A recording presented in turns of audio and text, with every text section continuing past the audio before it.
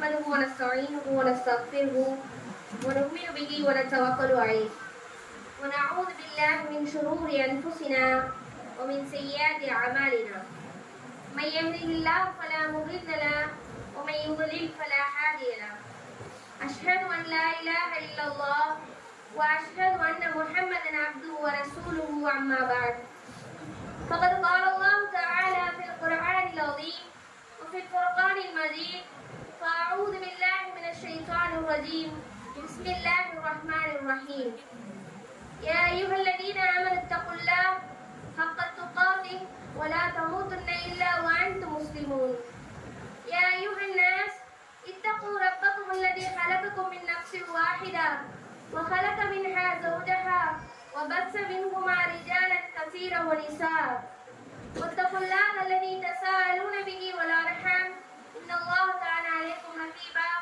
صدق الله العليم என் அன்பிற்கும் பாசத்திற்கும் உரிய சகோதரிகளே, தாய்மார்களே, மாணவிகளே, அல்லாஹ் ரப்பல் ஆலமீன் இந்த இடத்திலே ஒரு சிறந்த நோக்கத்திற்காக நம்மை ஒன்று கூட்டியுள்ளான். இந்த நோக்கத்தை பொருந்திக் கொண்டு இதில் கேட்கக்கூடிய விஷயங்களை நம்முடைய வாழ்க்கையிலே செயல்படுத்தி அதன் மூலம் ஈருலக நன்மையை பெறும் மக்களாக அல்லாஹ் நம்மை ஆக்கி அருள் புரிவானாக என்று துவா செய்தவராக எனது உரையை ஆரம்பம் செய்கிறேன். என் அன்பிற்கும் பாசத்திற்கும் உரியவர்களே, இன்றைய காலகட்டம் எப்படிப்பட்ட காலகட்டம் என்றால், நம்முடைய ஈமானை நாம் எந்த அளவுக்கு பேணி பாதுகாக்க வேண்டுமோ அந்த அளவுக்கு பேணி பாதுகாத்துக் கொள்ள வேண்டிய மோசமான ஒரு காலகட்டத்தில் இருக்கும். இந்த விஷயத்தை நம்ம யாராலையும் மறக்க முடியாது. அதுபோல அல்லாஹ் ரப்பல் ஆலமீன் நமக்கு முதலில் குர்ஆன் வசனத்தை இறக்கும் போதே எப்படி சொல்லி இறக்குறான்? இக்ரா, நபியே நீங்கள் ஓதுவீராக, நீங்கள் கற்றுக் கொடுப்பீராக. இந்த இடத்துல கல்வி என்ற ஒரு விஷயத்தை கொண்டுதான் இந்த உலக மாந்தர்களுக்கு அல்லாஹ் முதலில் அறிவை விதைக்கிறார். அப்போ நம்மளுடைய வாழ்க்கையில கல்வி கற்க வேண்டியது நம்முடைய எல்லாருடைய கடமை. ஆனா என்ன கல்வியை படிக்கணும், எந்த கல்வியை தேடி நாங்க ஓடணும்? இப்போ நம்ம ஸ்கூலுக்கு நம்ம பிள்ளைங்களை எழுப்பி அனுப்புறோமே, காலையில சீக்கிரமா 6 மணிக்கே எழுப்பி அவங்கள ரெடி பண்ணி அந்த ஸ்கூலுக்கு எவ்வளவு ஃபீஸ் கேட்கறாங்களோ அவ்வளவு ஃபீஸையும் கொடுத்து அதுக்கு ஒரு வாகனத்தை ஏற்பாடு பண்ணி ரொம்ப ரெடியா நம்ம குழந்தைங்களை அனுப்புறோம். அதுக்காக நிறைய மெனக்கடை செய்யறோம்ல. அந்த கல்வியும் நம்மளுடைய வாழ்க்கையில தேவையான கல்விதான். அதே சமயத்துல அல்லாஹ் ரப்பல் ஆலமீன் சொல்றானே, அந்த கல்வியும் தேவையான கல்விதான். ஆனால் எது எங்களுடைய வாழ்க்கையை மாற்ற போகிறது, எது எங்களுடைய வாழ்க்கையில் மாற்றத்தை ஏற்படுத்த போகிறது, எது எங்களுடைய வாழ்க்கைக்கு தேவையானது என்பதுதான் இங்கு முக்கியமாக பார்க்க வேண்டிய விஷயம். அல்லாஹ்வுடைய தூதர் ஸல்லல்லாஹு அலைஹி வஸல்லம் இந்த மார்க்கத்தை பிரச்சாரம் செய்யும் போது ஃபஅலம் அன்னஹு லா இலாஹ இல்லல்லாஹ் என்று சொன்னாங்க. எல்லாரும் சொல்லுங்கள் லா இலாஹ இல்லல்லாஹ் என்று சொல்லுங்கன்னு சொல்லல. என்ன சொல்றாங்க? ஃபஅலம், அறிந்து கொள்ளுங்கள், அல்லாஹ் மட்டும்தான் இறைவன் என்பதை நீங்கள் அறிந்து சிந்தித்து உணர்வு பெறுங்கள் என்றுதான் சொன்னாங்களே தவிர குருட்டுத்தனமாக அதை மொழியுங்கள் என்று அல்லாஹ்வுடைய தூதர் ஸல்லல்லாஹு அலைஹி வஸல்லம் அவர்கள் சொல்லல. அப்போ கல்விங்கிறது அல்லாஹ்வுக்கு விருப்பமானது. ஒரு மனிதன் கல்வியை கற்றுக்கொள்வது, அதை தேடி பயணிப்பது எல்லாமே அல்லாஹ்வுக்கு விருப்பமானது. அதனாலதான் அல்லாஹ்வுடைய பாதையில நாம் எட்டு வைக்கக்கூடிய ஒவ்வொரு அடியும், கல்வியை தேடி ஒரு மனிதன் செல்லக்கூடிய ஒவ்வொரு அடியுமே சுவனத்துக்குடைய பாதை என்று அல்லாஹ்வுடைய தூதர் ஸல்லல்லாஹு அலைஹி வஸல்லம் அவர்கள் நமக்கு ஞாபகப்படுத்திருக்காங்க. அப்படின்னா கல்விங்கிறது வாழ்க்கையில ரொம்ப முக்கியமானது. ஆனால் எந்த கல்வியை தேடணும் அப்படிங்கிறது தான் இங்க நம்ம புரிஞ்சுக்க வேண்டிய விஷயம். என் அன்பிற்குரிய சகோதரிகளே, இன்னைக்கு நம்ம பிள்ளைங்களை இன்ஜினியர் ஆக்கணும் அப்படின்னு ஆசைப்படுறோம், டாக்டர் ஆக்கணும் அப்படின்னு ஆசைப்படுறோம். இன்ஜினியர் அப்படின்னா என்ன? ஒரு கட்டிடக்கலை வல்லுநராக நம்ம குழந்தையை உருவாக்கணும்னு நினைக்கிறோம். உங்களுக்கு தெரியுமா, இந்த உலகத்திலே கலைகள்ல சிறந்தது விலங்கினங்களும் உயிரினங்களும் தான். நீங்க தூக்கணாங்குருவி கூட பார்த்திருக்கீங்களா?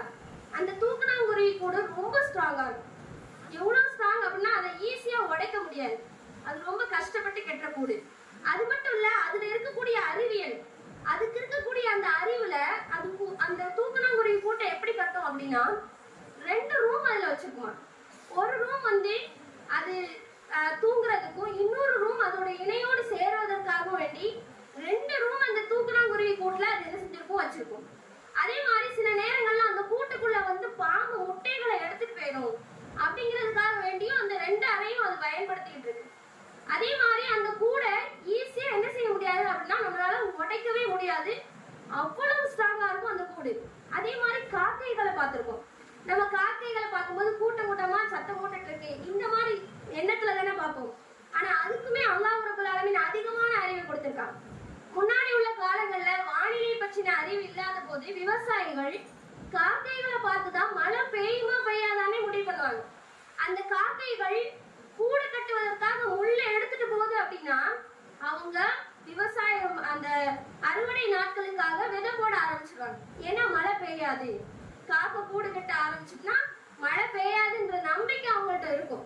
இந்த அளவுக்கு இன்ஜினியரிங் துறையில ஒரு வீடு கட்டக்கூடிய விஷயத்துல அல்லாஹ் ரப்பல் ஆலமீன் 5 அறிவு படைச்ச அந்த ஜீவராசிகளுக்கு அவ்வளவு அறிவு கொடுத்திருக்காங்க. அப்படி பார்த்தா மனிதர்கள் படிக்கக்கூடிய கட்டிடக்கலை எல்லாம் அதுல ரொம்ப சாதாரணமா போயிருது. அப்ப கல்வினா என்ன அப்படின்னு சொல்லி நம்ம தெரிஞ்சுக்கணும்னா ஒரு விஷயத்தை மனப்பாடம் பண்றது கல்வி கிடையாது. எது தெரியுமா கல்வி? ஒரு விஷயத்தை பார்த்து இன்னொரு விஷயத்தை அறிந்து கொள்வதுதான் கல்வி. உதாரணமா ஒரு இடத்துல இருந்து புகை வந்துகிட்டே இருக்குன்னு வச்சுக்கோங்களேன், அந்த இடத்துல நெருப்பு எரியுது அப்படிங்கறத நம்ம தெரிஞ்சுக்கிறோமா? அதுதான் கல்வி. ஒரு விஷயத்தை அறிந்து கொள்வது, அந்த விஷயத்திலிருந்து இந்த சமூகத்திற்கு தேவையான பலன்களை கொடுப்பதுதான் கல்வி. ஆனால் இன்னைக்கு இருக்கக்கூடிய நம்மளுடைய கல்வி முறையில இதை எதையுமே நம்ம தெரிஞ்சுக்க முடியாது. ஆனால் இஸ்லாமிய மார்க்கம் கற்றுத்தரக்கூடிய கல்வி என்பது இந்த விஷயத்துல முக்கியமான நம்ம உலகத்துக்கு தேவையான மறுமைக்கு தேவையான எல்லா விஷயங்களையும் கற்றுத்தரக்கூடிய கல்வி. மார்க்க கல்வியை ஒரு மனுஷன் படிக்க தவறிட்டா அப்படின்னா எல்லாத்துலயுமே 0.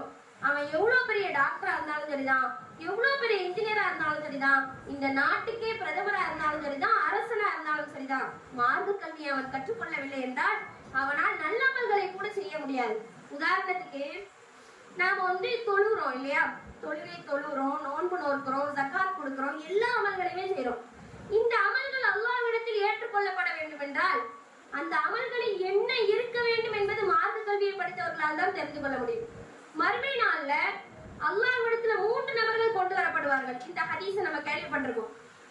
யாரெல்லாம் அப்படின்னு பாத்தீங்கன்னா, கல்வியை கற்றுக் கொடுத்தவர், அல்லாஹ்வுடைய பாதையில் உயிர் தியாகம் செய்த ஷஹீத், அல்லாஹ்வுக்காக வேண்டி தர்மம் செய்தவர், தன்னுடைய பொருட்களை எல்லாமே அல்லாஹ்வுக்காண்டி கொடுத்திருப்பாரு. 3 பேரையும் கூட்டு வருவான் அல்லாஹ். கூட்டு வந்ததுக்கு அப்புறமா அந்த 3 பேரும் நரகத்தில் முகங்குப்புற தள்ளப்படுவார்கள். ஏன் நரகத்தில் தள்ளப்படுறாங்க ஏன் என்று கேட்கும் போது அவர் அந்த மனிதர் சொல்லுவாரு அல்லாஹ்ட்ட, யா அல்லாஹ், நான் கல்வியை கற்றுக் கொடுத்தேன், ஏனென்றால் உன்னுடைய பொருத்தத்துக்காக வேண்டிதான். ஆனா அல்லாஹ் சொல்லுவான், இல்ல, நீ எனக்காக கற்றுக் கொடுக்கல, எல்லோரும் உன்னை பாராட்ட வேண்டும் என்பதற்காக செய்தாய். அதே மாதிரி தர்மம் செய்த அந்த நபரை அழைத்து சொல்லும் போதுமே, அல்லாஹ் உனக்காக தான் நான் எல்லா பொருளையுமே தர்மம் செஞ்சேன்னு சொல்லும் போது, இல்ல, மனிதர்கள் பாராட்ட வேண்டும் என்பதற்காக செய்தார். உயிர் தியாகம் செய்த உயிர் தியாகி, அல்லாஹ்வுடைய பாதையில உயிர் தியாகம் செய்தவருக்கு கடனை தவிர அனைத்து பாவங்களும் மன்னிக்கப்படும் என்று அல்லாஹ்வுடைய சொல்லியிருக்காங்க. அப்படிப்பட்ட உயிர் தியாகி அல்லாஹ்வுக்காக அதை செய்யவில்லை என்ற காரணத்திற்காக நரகத்தில் தள்ளப்படுவார். அப்படின்னா இதுல என்ன இருக்கு? ரியா, முகஸ்துதி இருக்கு. அப்ப இந்த முகஸ்துதி அமல்கள்ல இருக்க கூடாதுன்னு யாருக்கு தெரியும்? இந்த மார்க்க கல்வியை கற்றவர்களால் தானே அதை புரிஞ்சு கொள்ள முடியும். நம்ம ஒரு அமலை செய்யறோம்னா அந்த அமல் அல்லாஹ்வுக்கு பிடித்தமானதா இருக்கணும், அல்லாஹ் பொருந்தி கொள்ளக்கூடியதா இருக்கணுங்கிறது இந்த மார்க்க கல்வியை கற்றால் தான் தெரிந்து கொள்ள முடியும். ஆனால் இதை கற்காமல் இருந்தோம் அப்படின்னா எப்படி அந்த விஷயத்தை நம்மால் அறிந்து கொள்ள முடியும்? எனவே சகோதரிகளே, நம்முடைய பிள்ளைகளை நேர்வழிப்படுத்த வேண்டும் என்ற முக்கியமான பொறுப்பில் இருக்கிறோமா? அப்ப அவங்களுக்கு என்ன கல்வியை கொடுக்கணும் அப்படிங்கறதுலயும் நம்ம கவனமா இருக்கணும். மேலை நாட்டவர்கள், வெளிநாடுகள்லாம் நீங்க கல்வி கற்கக்கூடிய பிள்ளைகளை போய் பாருங்க, எப்படி கல்வி கற்றுக் கொடுப்பாங்க தெரியுமா? அவங்களுக்கு பிடித்தமான முறையில கல்வியை கற்றுக் கொடுப்பாங்க. 5th ஸ்டாண்டர்ட் வரை 3rd ஸ்டாண்டர்ட் வரை எழுதவே சொல்ல மாட்டாங்க. ஆனா நம்மளுடைய கல்வி முறையே வேற. நம்ம எல்கேஜி பிள்ளைங்க எழுதலன்னு அடிக்கிறோமா இல்லையா? ஏ போட தெரிய மாட்டேங்குது, பி போட தெரிய மாட்டேங்குது. அவன் கூட படிக்கிற வேற ஒரு பையன் போட்டான்னா இன்னும் 2 அடி கூடவே போடுறோம். அவன் போட்டா உன்னால ஏன் முடியல அப்படின்னு. அதே மாதிரி பிள்ளைங்க கிறுக்கிறத பார்த்தா நமக்கு கோபம் வரும். ஏன்டா கிறுக்குற அப்படின்னு சொல்லி அடிப்போம். அது மாதிரி அவங்க கிரையான்ஸ் வச்சு கிறுக்கிட்டே இருந்தாங்க அப்படின்னா சோறு எல்லாம் நாசமா போகுதுன்னு சொல்லி நமக்கு கோபமா வரும். ஆனா மேலை நாட்டவர்கள் என்ன தெரியுமா செய்வாங்க? அதுக்குன்னே ஒரு சுவரை கொடுத்துருவாங்க. ஒரு சுவர் எடுத்து அதுல பெயிண்ட் பண்ணி குழந்தைங்க கிறுக்கட்டும், கிறுக்கி வைக்கட்டும்ங்கிறதுக்காண்டி கொடுத்துருவாங்க. மணல்ல விளையாட விடுவாங்க பிள்ளைங்களை. ஏன்னா அது எல்லாமே அவங்களுடைய மூளை வளர்ச்சி, அவங்களுடைய ஃபிங்கர் இது எல்லாமே நல்லா அதுல ஒர்க் பண்ணும் அப்படிங்கறத அவங்க தெரிஞ்சு வச்சிருக்காங்க. ஆனா நாம தியரிகளை மனப்பாடம் பண்றக்கூடிய கல்வி முறையில நம்ம பிள்ளைகளை ஆர்வப்படுத்துறோம். நீங்க நிறைய படி, மனப்பாடம் பண்ணு, அதை அப்படியே போய் ஒப்புவி, அப்படி ஒப்பு வச்சு நீ நிறைய மார்க் எடுத்துட்டு வரணும் அப்படின்ற எண்ணத்தை தான் நம்ம குழந்தைங்களுக்கு என்ன செஞ்சுட்டே இருக்கோம்னா விதைச்சுக்கிட்டே இருக்கோம். ஆனா அல்லாஹ் குர்ஆன்ல ஏராளமான கல்வியை பத்தி பேசுறான். நம்ம குர்ஆன்னா என்ன நினைச்சிட்டு இருக்கோம்? குர்ஆன்ங்கிறது குர்ஆனை நம்ம ஓதலாம், திலாவத்தா ஓதுறது, எஸ்னால் குர்ஆன்ல இருந்து குர்ஆன் ஓதணும், மனப்பாடம் பண்ணணும், இது மாதிரி தான் நினைச்சிட்டு இருக்கோம். இல்ல, அது உள்ள அல்லாஹ் ரப்பல் ஆலமீன் ஏராளமான துறைகளை பற்றி பேசுகிறான். ஆனால் அந்த துறைகளை பற்றி எல்லாம் நாம் சிந்திப்பதே இல்லை. அதே மாதிரி நீங்க நம்ம வெளியில படிக்கக்கூடிய கல்வியை பொறுத்த அளவுல மரணத்துக்கு அப்புறம் என்ன நடக்கும், ஒரு மனுஷன் இறந்து போயிட்டான் அப்படின்னா அதுக்கு பிறகு இருக்கக்கூடிய நிலைகள் என்ன என்பதை பற்றி எல்லாம் எந்த அறிவும் இருக்காது. ஆனால் இஸ்லாமிய மார்க்கம் கற்றுக் கொடுக்கிறது மரணத்திற்கு பிறகு ஒரு மனிதனுடைய நிலை என்ன இருக்கும் என்று. ஏன்னா அல்லாஹ் ரப்பல் ஆலமீன் இடத்தான மறைவான ஞானங்கள் இருக்கு. அந்த மறைவான ஞானங்கள்ல இருந்து அல்லாஹ் நமக்கு கொடுத்த கல்விதான் இருந்ததற்கு பிறகு எங்கே இருப்போம், அதற்கு பிறகு நம்முடைய நிலையை நாம் சரி செய்து கொள்வதற்கு நாம் என்னவெல்லாம் செய்ய வேண்டும் என்பது முதல் கொண்டு நாம் இந்த கல்வியில் மட்டும்தான், இந்த மார்க்க கல்வியில் மட்டும்தான் கற்றுக்கொள்ள முடியும். இன்னும் முக்கியமான விஷயம் என்னவென்றால் நம்முடைய குடும்ப பொறுப்புகள், நம்மளுடைய பிள்ளைகள் அல்லாஹ்விடத்திலிருந்து நமக்கு கொடுக்கப்பட்ட அமானிதங்கள். அந்த அமானிதங்களுக்கு அல்லாஹ்விடத்தில் மறுமையில் பதில் சொல்ல ஆக வேண்டிய கட்டாயத்தில் நாம் இருக்கிறோம். அந்த பிள்ளைகளை சரியாக வளர்க்கக்கூடிய கட்டாயத்தில் நாம் இருந்து கொண்டிருக்கிறோம். இன்னைக்கு இருக்கக்கூடிய கலாச்சாரத்தை பொறுத்தளவுல எந்த நிலைமைக்கு போயிட்டு இருக்காங்க அப்படின்னா, ஆணும் பெண்ணும் குழந்தை பெற்றுக்கொள்ள தேவையில்லை, நாங்கள் விரும்பினால் குழந்தை பெற்றுக் கொள்வோம், குழந்தைகள் இல்லாத வாழ்க்கையை வாழ போகிறோம் என்றெல்லாம் சொல்லிட்டு இருக்காங்க.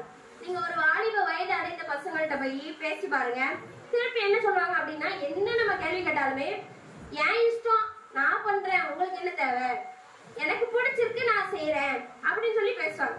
இது எல்லாமே மனோ இச்சை, அதாவது தன்னுடைய மனதின் விருப்பப்படி வாழக்கூடிய மக்கள் இன்னைக்கு பெருகிட்டாங்க. அதுலதான் ஒண்ணு என்ன அப்படின்னா, குழந்தைகள் பெற்றுக்கொள்ளாமல் வாழ வேண்டும் அப்படின்னு நினைக்கிறாங்க. குழந்தைகளே பெற்றுக்கொள்ளாம வாழ்ந்துட்டு இருந்தா என்ன ஆகும், ஒரு காலகட்டத்துல முதியவர்கள் பெருகிடுவாங்க, நிறைய வயசானவங்களா இருப்பாங்க, அவங்கள பாத்துக்கிறதுக்கு ஆட்கள் இருக்க மாட்டாங்க.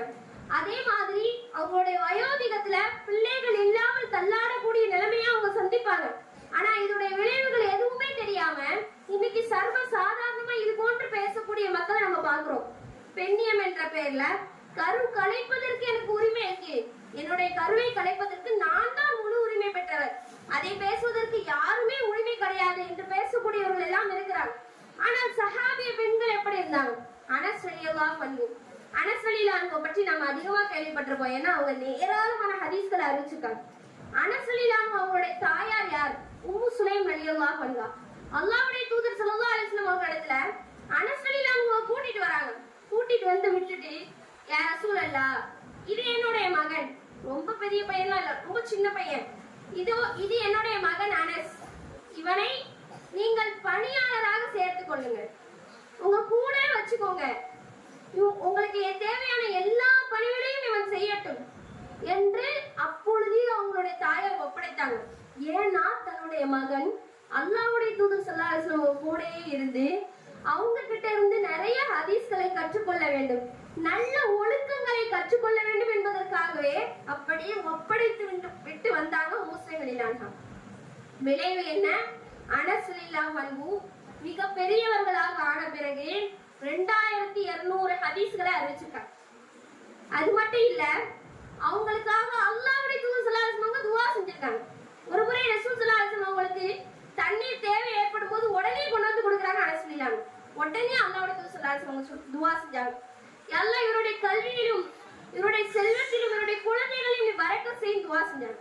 அந்த துஆவின் விளைவாக அவங்க 100 வயசுல 100 பிள்ளைகள், பேர பிள்ளைகள் என 100 பிள்ளைகள் இருந்ததாக ஹதீஸ்ல அனஸ் ரலியல்லாஹு அறிவிக்கிறாங்க. மாஷா அல்லாஹ், எவ்வளவு ஒரு சிறப்பான துஆ. இந்த துஆ யார் மூலமாக அவங்களுக்கு கிடைச்சது? அவங்களுடைய தாயின் மூலமாக தான் கிடைச்சது. ஒரு தாய் தன் பிள்ளையை எப்படி உருவாக்க நினைக்கிறாளோ அப்படியே அந்த குழந்தையை உருவாக்கும். ஒரு தாய் தன்னுடைய பிள்ளைக்காக எவ்வாறெல்லாம் துஆ செய்கிறாளோ அந்த துவாக்கள் நிச்சயமாக அந்த குழந்தைகளை சிறந்தவர்களாக உருவாக்கும். முன்னாடி உள்ள காலத்துல துவாக்கள் அதிகமா செஞ்சாங்க. பெற்றோர்களை பார்க்கணும், நம்ம வயசானவங்க வயது மூத்தவர்களை பார்க்கும்போது உடனே மிகப்பெரிய துவாக்களை எல்லாம் செய்வாங்க. ஆனா இன்னைக்கு அதெல்லாம் ரொம்ப குறைஞ்சிருச்சு. நம்ம துவாக்கள் அப்படிங்கிற பேர்ல என்ன செய்யறோம் அப்படின்னா, எல்லாம் என்னை மன்னிச்சிடு இந்த ஒரு வார்த்தையை மட்டும் கேட்டுட்டு தொழுகைக்கு பிறகான துவாக்களை சுருக்கி கொள்றோம். ஆனா நம்முடைய குழந்தைகளுக்காக, நம்முடைய சந்ததிகளுக்காக, நமக்கு அடுத்த தலைமுறைகளுக்காக அவர்களை நாம் செதுக்க வேண்டும் என்பதற்காக அதிகமான துவாக்கள் செய்யணும். என்னுடைய பிள்ளை நிறைய பெற்றோர்கள் சொல்லும் போது, என்னுடைய பிள்ளை என் பேச்சு கேட்கவே மாட்டேங்கான், ரொம்ப மிஞ்சி போறான், என்ன செய்யறதுன்னே தெரியல, என் மனமெல்லாம் வருத்தப்படுது அப்படின்னு சொல்லக்கூடியவங்களுக்கு சொல்ற ஒரே ஒரு விஷயம் இது மட்டும்தான்.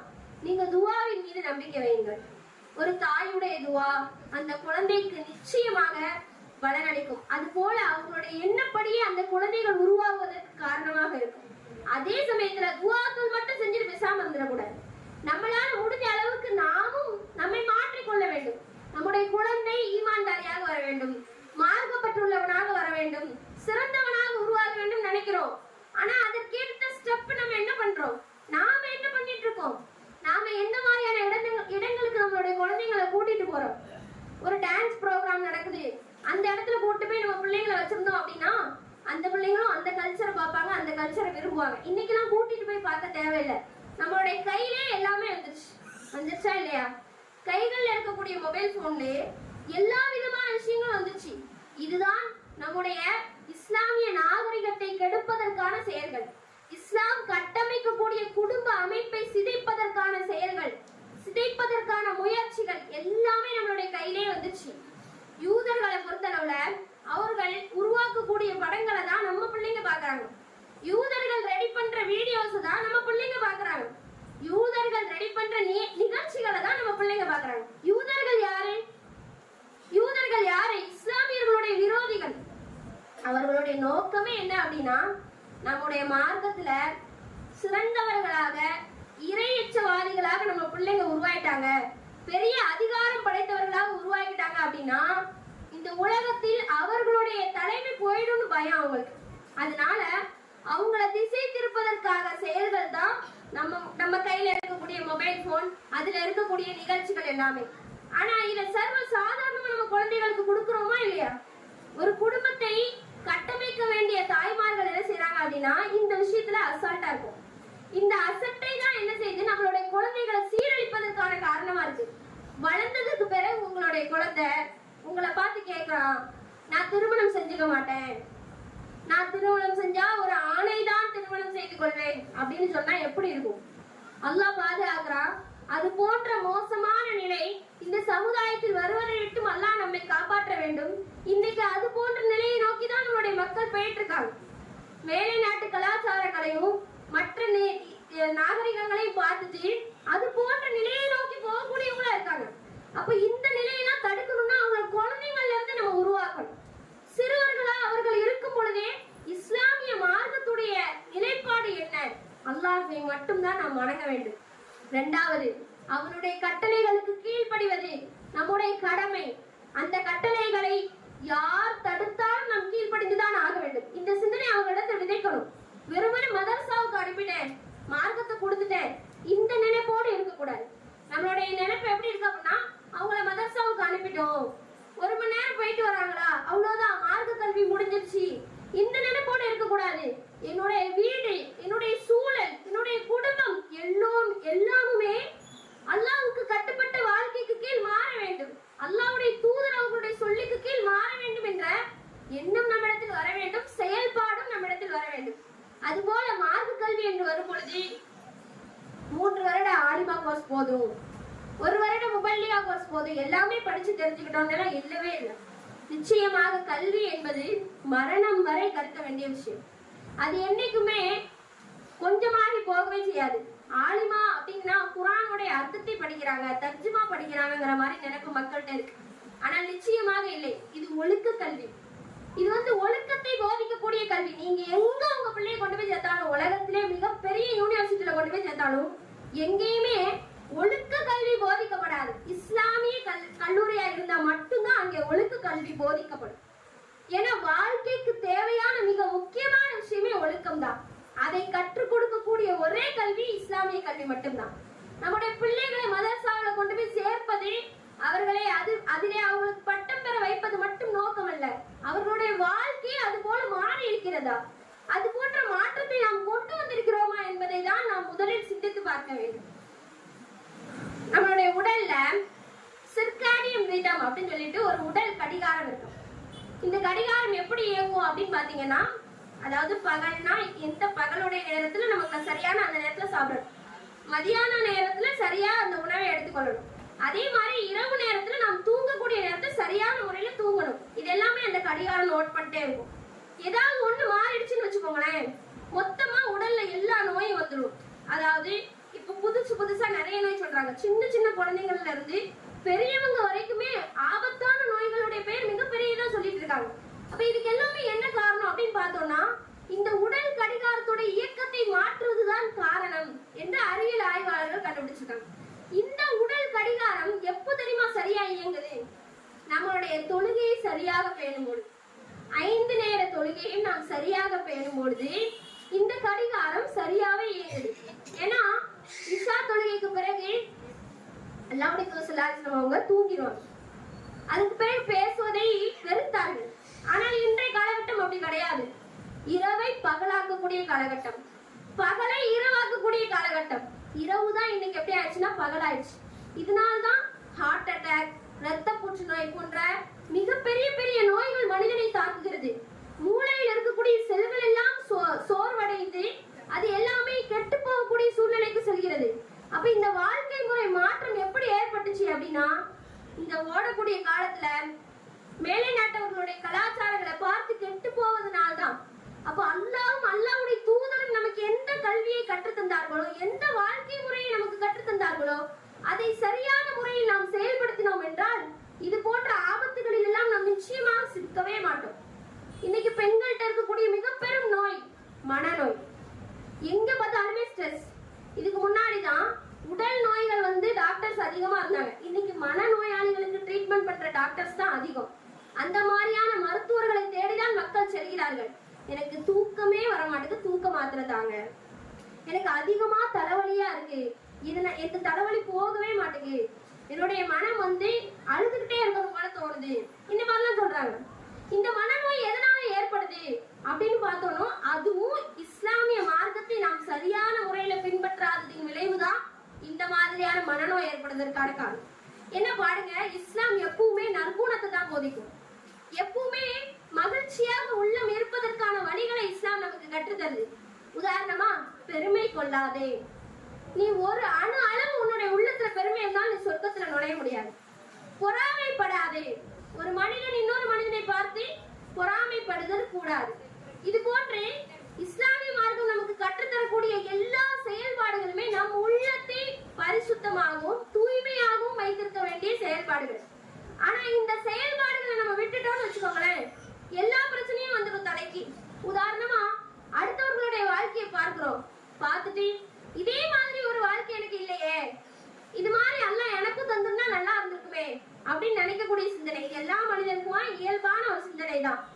ஆனா இதே சிந்தனை அடுத்தடுத்து பார்த்துக்கிட்டே இருக்காங்க. போன்ல பாக்குறாங்க, ஒருத்தவங்களுடைய வாழ்க்கையை பாக்குறாங்க, இது நல்லா இருக்கு.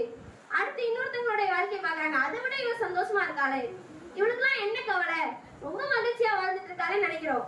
ஆனால் உண்மையிலே அவங்க எவ்வளவு பிரச்சனையில இருப்பாங்கிறது அவங்க கிட்ட போய் கேட்டாதான் நமக்கு தெரியும். அப்ப இந்த மாதிரியான இந்த செயல்பாடுகள் சிந்தனைகள் எல்லாமே என்ன செய்யும் அப்படின்னா மன அழுத்தத்தை நமக்கு அதிகமா ஏற்படுத்தும். நம்முடைய வாழ்க்கை ஏன் இப்படி இல்லைங்கிற சிந்தனை ஏற்படுத்தும். ஆனா அல்லாஹ் ரப்பல் ஆலமீன் இதற்கு மிகப்பெரிய ஒரு தீர்வை குர்ஆன்ல சொல்லிட்டான். அலா பிதிக்ரில்லாஹி தத்மைனுல் குலூப். அறிந்து கொள்ளுங்கள், அல்லாஹ்வை நினைவு கூர்வதால் மட்டும்தான் உள்ளங்கள் அமைதி பெறுகிறது. வாழ்க்கையில நம்மளுடைய வாழ்க்கையை வாழ்ந்துட்டே இருக்கும்போது ஒரு இழப்பை சந்திச்சிட்டோம். அந்த இழப்பு மிகப்பெரிய இழப்பு, நம்ம நினைச்சே பார்க்கல. அப்படிப்பட்ட ஒரு இழப்பை சந்திச்சிட்டாங்க அப்படின்னா கூட அந்த இழப்பு எதை கொண்டு சரி செய்யப்படும் தெரியுமா? இப்ப சொன்னாங்கல்ல, சுவனத்துல அவங்கள நம்ம பார்ப்போம். ஒரு மனிதர் இறந்து போயிட்டாரு, நமக்கு ரொம்ப நெருக்கமானவங்க இறந்து போயிட்டாங்க, அது நம்மளால தாங்கிக்கவே முடியல அப்படின்னா கூட அது எப்போ சரியாகும்னா அவங்கள நம்ம சுவனத்தில் பார்ப்போம் என்ற சிந்தனை வரும்போது மட்டும்தான். இதே சிந்தனை ஒரு இறை மரபாளனுக்கு கிடையாது. ஏன்னா அவங்க தான் சொர்க்கத்தையே நம்பிக்கை கொள்ள மாட்டாங்களே. சொர்க்கம் நரகம் என்றெல்லாம் அவங்களுக்கு கிடையாது. மீண்டும் சந்திப்போமா என்னன்னு தெரியாது. ஆனால் ஒரு முஸ்லிமுடைய நிலைமை அப்படி கிடையாது. அவனுக்கு விருப்பமானவர்களை இழந்து விட்டால் கூட அல்லாஹ் அவர்களை மீண்டும் சுவனத்தில் நம்மை ஒன்று சேர்ப்பான் என்ற எண்ணம் அவர்களுக்கு அதிகமா இருக்கும். அதனாலதான் ரசூல் ஸல்லல்லாஹு அலைஹி வஸல்லம் அவர்கள் கூறும்பொழுது, ஒரு முஸ்லிமை பார்த்தால் ஆச்சரியமாக இருக்கிறது. அவனுக்கு ஏதாவது ஒரு சந்தோஷமான நிகழ்ச்சி வந்தாலும் அவன் அல்லாஹ்வை புகழ்கிறான், அதனால் நன்மை அடைந்து கொள்கிறான். அதுவே அவனுக்கு ஏதேனும் ஒரு துன்பம் ஏற்பட்டாலும் அப்பொழுதும் அவன் அல்லாஹ்விடம் தான் சரணடைகிறான். அதன் மூலமாக அவன் நன்மை அடைந்து கொள்கிறான். எனவே இந்த முஸ்லிமுடைய விஷயம் எனக்கு ஆச்சரியமாக இருக்கிறது என்று அல்லாஹ்வுடைய ஸல்லல்லாஹு அலைஹி வஸல்லம் சொன்னார். எனவே உள்ளம் என்பது அல்லாஹ்வுடைய கட்டுப்பாட்டில் இருக்கும் பொழுது நாம் யாருக்கும் எதற்கும் பயப்பட தேவையில்லை, கவலைப்படவும் தேவையில்லை. அவ்வளவு நிம்மதியான வாழ்க்கையை அல்லாஹ் ரப்பல் ஆலமீன் நமக்கு வைத்திருக்கிறான். நம்முடைய பிள்ளைகளுக்கு நாளை இந்த விஷயத்தை நாம் கற்றுக் கொடுக்காமல் சென்று விட்டோம், மார்க்கத்தை கொடுக்காமல் சென்று விட்டோம் என்றால் அவங்களுடைய நிலைமை என்ன ஆகும்? அவர்கள் நாளை நம்மளுடைய பெற்றோர்கள் தான், இதோ இந்த பெற்றோர்கள் தான் எங்களுக்கு மார்க்கத்தை தரவில்லை என்று அல்லாஹ்விடத்தில் முறையிட்டக்கூடிய நிலைமையில கொண்டு போய் நம்ம ஒட்டக்கூடாது. அவர்களை சிறந்த மார்க்கம் பற்றுள்ளவர்களாக, இறையற்றவாதிகளாக உருவாக்குவதற்கு நம்மளால முடிஞ்ச முயற்சிகள் என்னவோ அதை நம்ம இந்த உலகத்துல செஞ்சுட்டு போயிடணும். ஏன்னா ஒரு மனுஷன் இறந்ததுக்கு அப்புறமா 3 விஷயம் அவனை பின்தொடர்ந்து அல்லாஹ்வுடைய தூதர் ஸல்லல்லாஹு அலைஹி வஸல்லம் சொன்னாங்க. அதுல ரொம்ப முக்கியமான விஷயம், நம்மின் மூலமாக இந்த உலகத்திற்கு வரக்கூடிய பிள்ளைகள் நமக்காக செய்ய போகிற துவா. அந்த பிள்ளை நாம் இறந்ததுக்கு அப்புறமா நமக்கு ஜனாசா தொலைக்க கூட தெரியாம நின்னான்னு வச்சுக்கோங்களேன், எப்படி துவா செய்யணும்னே தெரியல பெற்றோருக்கு. அவங்க இறந்துட்டாங்க, அவங்களுக்கு எப்படி துவா செய்யணும், அவங்களுக்கு எப்படி பாவ மன்னிப்பு தேடணும், அவங்களுக்கு எப்படி ஜனாசா தொலை வைக்க வேண்டும் என்றே தெரியவில்லை என்றால் அப்படித்தான் நம்ம மார்க்கத்தை அவர்களுக்கு பழக்கி கொடுத்துட்டு போயிருக்கோம். இதனால் நம்ம நன்மை அறுவடை செய்ய முடியாது. அதே சமயத்தில் அதை கற்றுக் கொடுத்து நாம் சென்றோம் என்றால் நாம் இறந்ததற்கு பிறகு நம்மை நினைத்து பார்த்து நம்முடைய பிள்ளைகள் கரம் ஏந்தி, யா அல்லாஹ் உன்னுடைய தாய்க்கும் தந்தைக்கும் நீ அருள் புரி என்று துவா செய்தார்களே, ஆனால் அதை விட மிகப்பெரிய வெற்றி இந்த உலகத்தில் நமக்கு இல்லை. எனவே இந்த உலகத்தில் வாழும் போது நம்மால் முடிந்த அளவுக்கு நல்லவர்களை சேர்க்கக்கூடியவர்களாக, மார்க்க கல்வியை பயிலக்கூடியவர்களாக, சிறந்த கல்வியை நம்முடைய குழந்தைகளுக்கு கொடுக்கக்கூடியவர்களாக, நம்முடைய பிள்ளைகளை கண் குளிர்ச்சியானவர்களாக விட்டு செல்லக்கூடியவர்களாக அல்லாஹ் ரப்பல் ஆலமீன் நம்ம அனைவரையும் ஆக்கி வைக்க வேண்டும் என்று அல்லாஹ்விடத்தில் துவா செய்தவர்களாக எனது உரையை நிறைவு செய்கிறேன். வாகுரு தஅவானா அல்ஹம்துலில்லாஹி ரப்பில் ஆலமீன்.